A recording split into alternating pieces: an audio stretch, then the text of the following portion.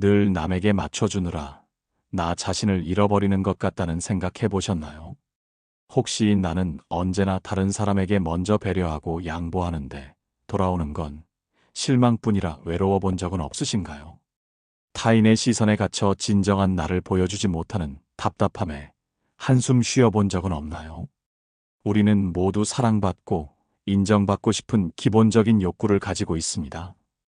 그래서 때로는 나의 진심이 과도한 친절로 오해받거나 나의 선의가 쉽게 이용될 수 있다는 사실을 간과하기도 합니다. 마음을 다해 잘해주는데도 불구하고 결국 상처받는 상황에 놓이게 되는 건 왜일까요? 어쩌면 그 답은 우리 스스로의 태도와 관계 맺는 방식에 있을지도 모릅니다. 세네카는 말했습니다.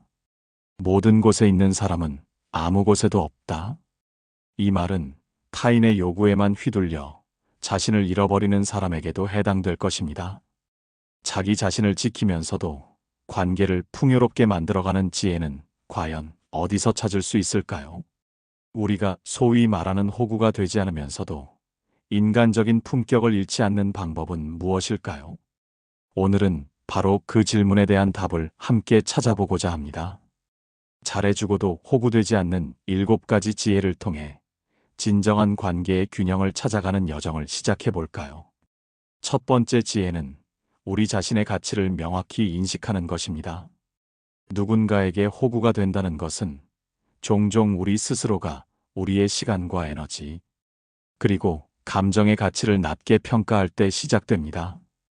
우리는 상대방에게 잘 보이기 위해 혹은 거절하면 관계가 나빠질까 하는 두려움 때문에 우리의 소중한 자원들을 무분별하게 내어주곤 합니다. 플라톤은 자기 자신을 아는 것이 모든 지혜의 시작이라고 했습니다. 이 말은 타인과의 관계에서도 마찬가지로 적용됩니다.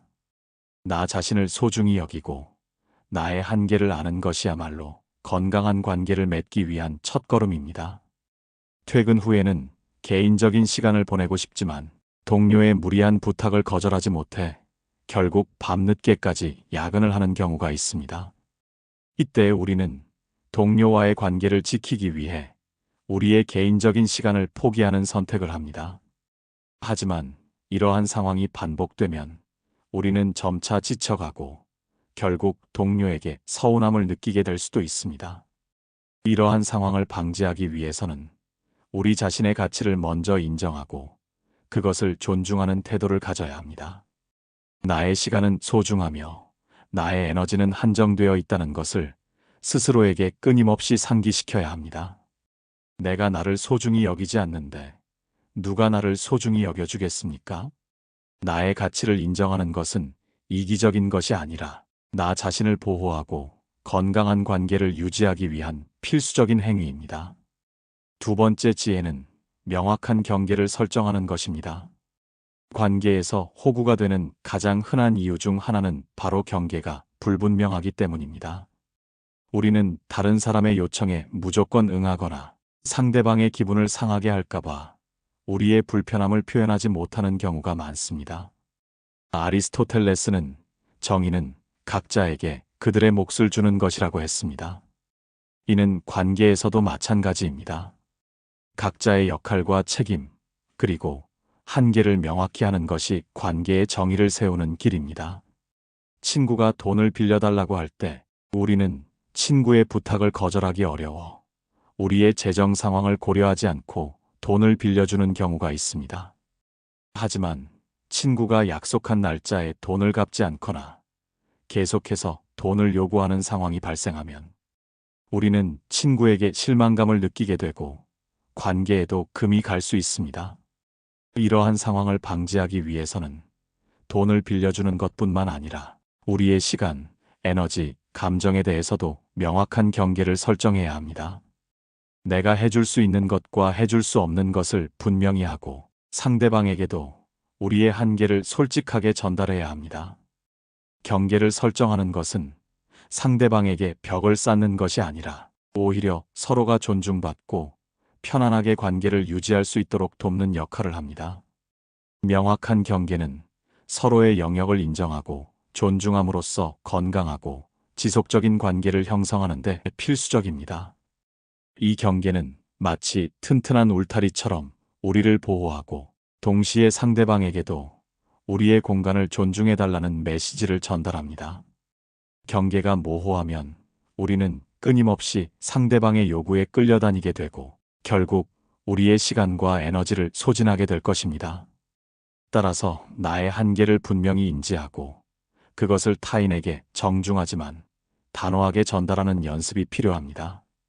직장에서 상사가 퇴근 후에도 계속해서 업무와 관련된 연락을 하거나 개인적인 심부름을 시킬 때 우리는 단순히 불편함을 느끼면서도 거절하지 못하는 경우가 많습니다. 이때 우리는 이렇게 말할 수 있습니다. 상사님, 퇴근 후에는 개인적인 시간이라 업무 관련 연락은 다음날 업무 시간에 해주시면 감사하겠습니다. 혹은 제가 지금은 다른 중요한 약속이 있어서 그 부탁은 들어드리기 어렵습니다. 이렇게 명확하게 우리의 입장을 전달하는 것은 상대방에게 불쾌감을 주지 않으면서도 우리의 경계를 분명히 하는 방법입니다. 이러한 작은 실천들이 쌓여 우리는 점차 자기 자신을 보호하고 타인에게도 존중받는 관계를 만들어갈 수 있습니다. 세 번째 지혜는 거절하는 용기를 가지는 것입니다. 우리는 종종 다른 사람에게 잘 보이고 싶거나 그들이 우리에게 실망할까봐 두려워서 거절하는 것을 망설입니다. 하지만 무조건적인 수락은 결국 우리를 지치게 만들고 관계를 불균형하게 만듭니다. 에픽테토스는 우리가 통제할 수 있는 것과 통제할 수 없는 것을 구별해야 한다고 말했습니다. 다른 사람의 기대나 감정은 우리가 통제할 수 없는 영역입니다. 하지만 우리의 행동과 우리의 결정은 우리가 통제할 수 있는 영역에 있습니다. 친구가 자신이 하기 싫어하는 일을 대신 해달라고 부탁할 때 우리는 친구와의 관계를 생각해서 불편함을 감수하고 그 부탁을 들어주는 경우가 있습니다.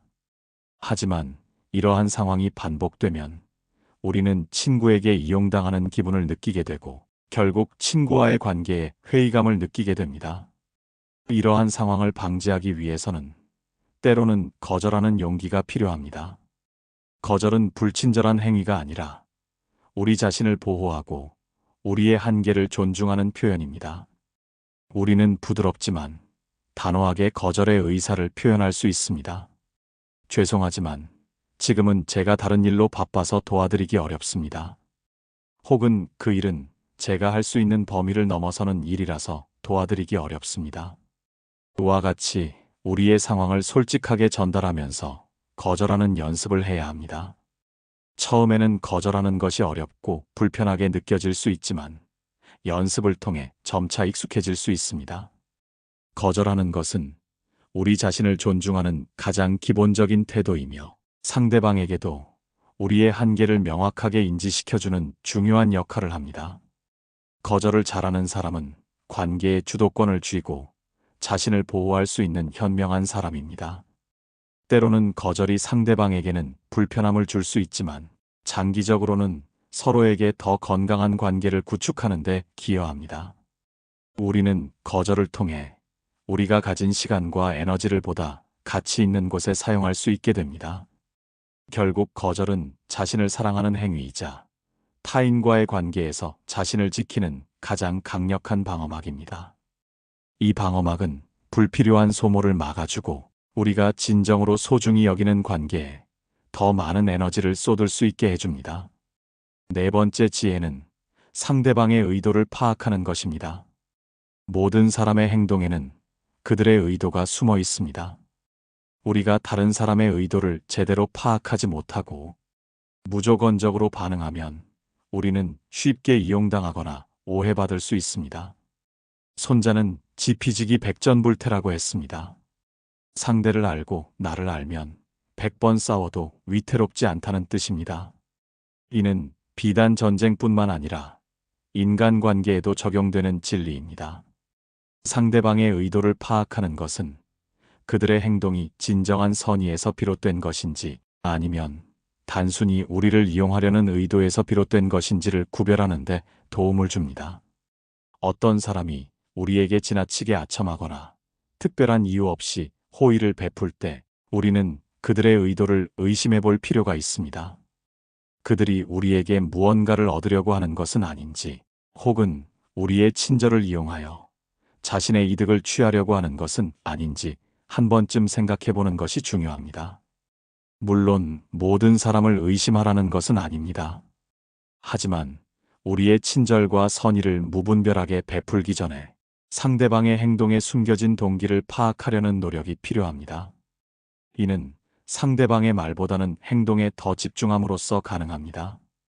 그들의 말이 얼마나 달콤하든 그들의 행동이 우리의 친절을 당연하게 여기거나 우리를 이용하려는 의도를 보인다면 우리는 그 관계에서 한 발짝 물러설 필요가 있습니다. 의도를 파악하는 것은 우리의 감정이 아닌 이성에 기반하여 관계를 판단할 수 있게 도와주며 이는 우리를 불필요한 피해로부터 보호해 줄 것입니다. 우리는 사람을 섣불리 판단해서는 안 되지만 동시에 우리 자신을 지키기 위한 현명한 통찰력은 반드시 필요합니다. 상대방의 의도를 파악하는 것은 마치 장기판에서 다음 수를 예측하는 것과 같습니다. 상대방의 움직임을 면밀히 관찰하고 그들의 패턴을 분석하여 우리의 다음 행동을 결정해야 합니다. 이것은 단순히 의심의 눈초리로 상대방을 바라보는 것이 아니라 관계를 더욱 심층적으로 이해하려는 노력의 일환입니다.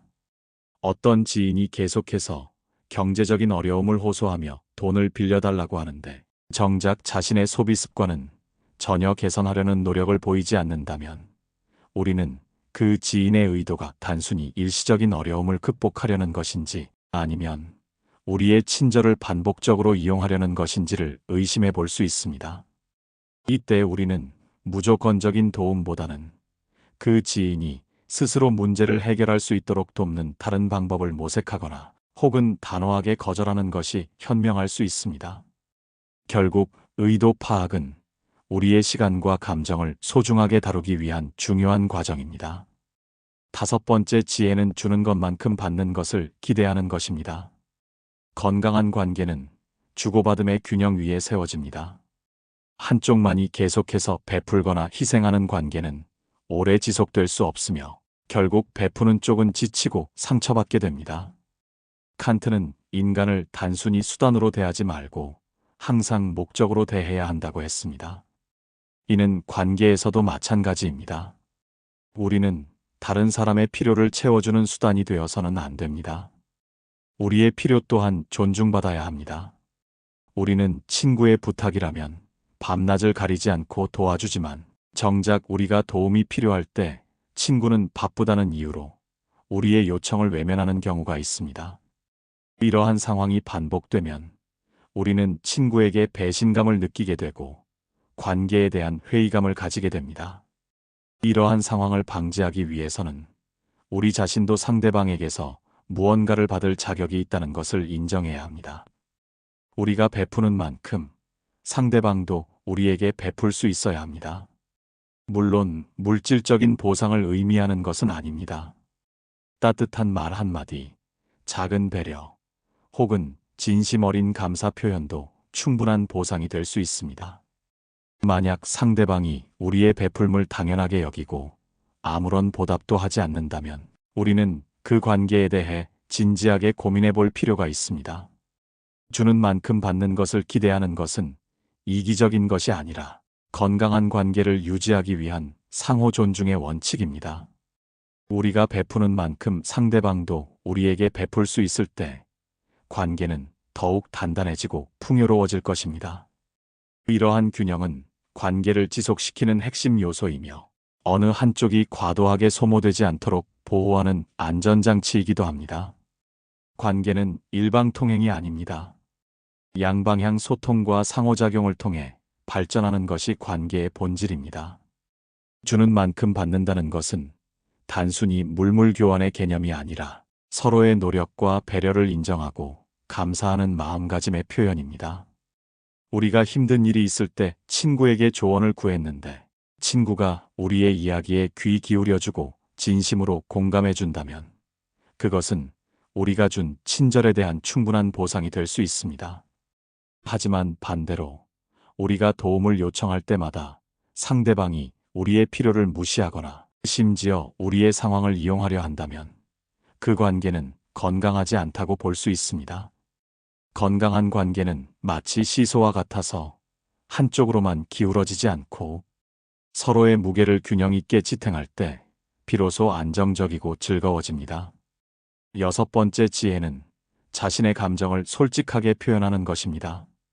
많은 사람들이 관계에서 불이익을 당하거나 호구가 되는 이유는 자신의 감정을 솔직하게 표현하지 못하기 때문입니다. 우리는 상대방이 우리의 감정을 알아주기를 바라지만 상대방은 우리의 마음을 읽을 수 있는 초능력자가 아닙니다. 데카르트는 나는 생각한다, 고로 존재한다 라고 말했습니다. 우리의 감정을 인식하고 그것을 표현하는 것은 우리의 존재를 확인하는 중요한 과정입니다. 친구가 우리의 약속 시간을 자주 어기거나 우리에게 상처 주는 말을 할 때 우리는 불쾌감을 느끼지만 친구와의 관계를 생각해서 그 감정을 억누르는 경우가 많습니다. 하지만 이러한 감정들이 쌓이다 보면 결국 우리는 친구에게 폭발하거나 친구와의 관계 자체를 단절하고 싶다는 생각을 하게 됩니다. 이러한 상황을 방지하기 위해서는 우리의 감정을 솔직하고 건설적으로 표현하는 연습이 필요합니다. 상대방의 행동으로 인해 우리가 어떤 감정을 느끼는지, 그리고 우리가 어떤 변화를 원하는지를 명확하게 전달해야 합니다. 나는 내가 약속 시간에 늦을 때마다 무시당하는 기분이 들어. 다음부터는 약속 시간에 맞춰 와주었으면 좋겠어. 와 같이 우리의 감정을 주어로 사용하여 표현하면 상대방은 비난받는다는 느낌 없이 우리의 진심을 이해할 수 있습니다. 감정을 솔직하게 표현하는 것은 약함의 표시가 아니라 오히려 관계를 개선하고 우리 자신을 보호하는 용기 있는 행동입니다.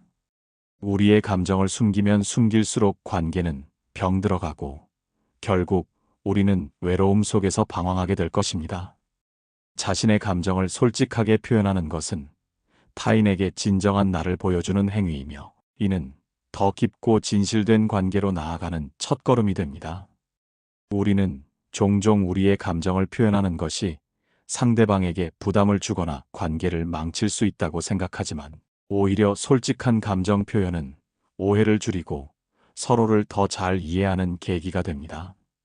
어떤 가족 구성원이 항상 나에게 무리한 부탁을 하고 내가 거절하면 서운해하는 상황이 반복될 때 우리는 이렇게 말할 수 있습니다. 저는 당신의 부탁을 들어주는 것을 좋아하지만 가끔은 저의 개인적인 시간과 에너지가 부족할 때가 있습니다. 그때 제가 솔직하게 말씀드릴 수 있도록 이해해 주시면 감사하겠습니다. 이렇게 솔직하게 우리의 감정과 상황을 전달하면 상대방은 우리의 진심을 이해하고 존중해 줄 가능성이 높아집니다. 물론 감정을 표현할 때는 상대방을 비난하거나 공격하는 방식이 아닌 우리의 감정을 중심으로 이야기하는 것이 중요합니다. 일곱 번째 지혜는 스스로에게 최우선 순위를 두는 것입니다. 결국 호구가 되지 않는 가장 근본적인 방법은 바로 자기 자신을 최우선으로 생각하는 것입니다. 우리는 다른 사람의 필요를 채워주기 위해 우리 자신의 필요를 희생하는 경우가 많습니다. 하지만 우리가 먼저 행복하고 건강해야 다른 사람에게도 진정한 도움을 줄 수 있습니다. 소크라테스는 너 자신을 알라라고 말했습니다. 이 말은 자기 자신을 알고 사랑하며 자신의 필요를 충족시키는 것이 무엇보다 중요하다는 의미를 담고 있습니다. 우리는 주말에 쉬고 싶지만 친구의 갑작스러운 약속 제안을 거절하지 못해 피곤함을 감수하고 나가는 경우가 있습니다. 이때 우리는 우리의 휴식이라는 중요한 필요를 희생하는 선택을 합니다. 이러한 상황이 반복되면 우리는 지쳐가고 결국 우리의 삶의 질은 저하될 것입니다. 스스로에게 최우선 순위를 두는 것은 이기적인 것이 아닙니다. 그것은 우리의 삶을 주체적으로 이끌어가고 우리 자신을 소중히 여기는 가장 기본적인 태도입니다. 우리의 시간, 에너지, 감정을 어떻게 사용할 것인지에 대한 결정은 전적으로 우리에게 있습니다. 우리는 우리의 필요를 먼저 충족시키고 우리가 행복할 때 비로소 다른 사람에게도 진정한 사랑과 도움을 줄 수 있습니다.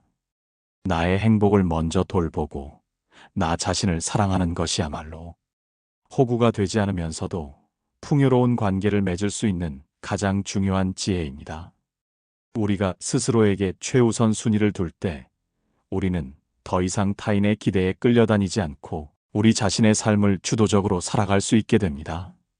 이는 우리의 자존감을 높이고 삶의 만족도를 향상시키는데 큰 영향을 미칩니다.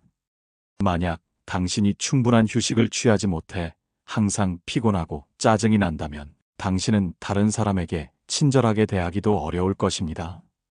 하지만 충분한 휴식을 통해 에너지를 충전하고 당신이 좋아하는 활동을 하며 스트레스를 해소한다면 당신은 자연스럽게 다른 사람에게도 긍정적인 에너지를 전달할 수 있을 것입니다. 결국 스스로에게 최우선 순위를 두는 것은 우리의 삶을 더 풍요롭게 만들고 타인과의 관계에서도 긍정적인 영향을 미치는 선순환을 만들어냅니다. 우리는 우리 자신의 행복과 건강이 가장 중요하다는 것을 항상 기억해야 합니다. 이러한 자기 돌봄은 우리의 삶을 더욱 단단하고 의미 있게 만들어줄 것입니다. 그리고 이러한 단단함은 우리를 불필요한 관계의 소모로부터 보호하고 진정으로 소중한 관계에 집중할 수 있는 힘을 줄 것입니다. 이 7가지 지혜는 단순히 관계에서 이용당하지 않기 위한 방어막이 아니라 진정으로 존중받는 관계를 만들어가는 삶의 원칙입니다. 철학자 세네카의 말처럼 모든 곳에 있는 사람은 결국 아무 곳에도 없는 사람이다. 타인에게 휘둘리며 나 자신을 잃는 대신 내 삶의 주인이 되어야만 합니다. 결국 중요한 것은 내가 나를 존중할 때 타인도 나를 존중한다는 것입니다. 당신이 먼저 자신을 지킬 때 더 풍요롭고 균형 잡힌 인간관계가 열릴 것입니다. 오늘 긴 이야기 함께 걸어주셔서 고맙습니다. 이 마음이 닿았다면 앞으로도 함께 걸을 수 있도록 구독과 좋아요로 마음을 나눠주세요. 철학의 울림이었습니다.